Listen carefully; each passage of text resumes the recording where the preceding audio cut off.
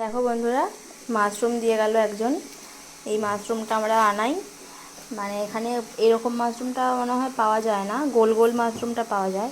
আর এইটা হচ্ছে আমাদের ওয়েস্ট বেঙ্গল থেকেই আর কি এনেছি, মানে ওয়েস্ট বেঙ্গল মানে আমরা আসামের প্রায় বর্ডারেই থাকি। তো ওই দাদাটা আর কি বাড়ি যায়, আর তখন তাকে বলে দেওয়া হয়, তো সে এনে দেয়। আমি ভীষণ ভালোবাসি মাশরুম খেতে, আর মাঝে মাঝে এই জন্য আনাই।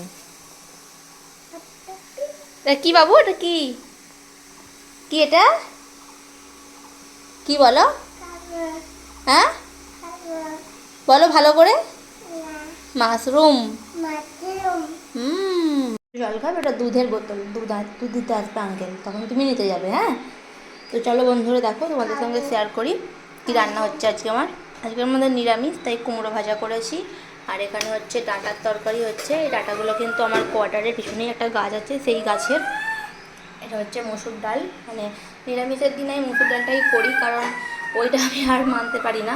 অন্য ডাল করতে আমার টাইমও লাগে, প্লাস ভালো লাগে না খেতে, তাই আমি মসুর ডালটাই করি। আর এখানে হচ্ছে ভাত, আর তাতে দিয়েছি ঢেঁড়স ভাতে, আর তার সঙ্গে থাকবে স্যালাড। শসাটা এখনও কাটা হয়নি, কাটবো।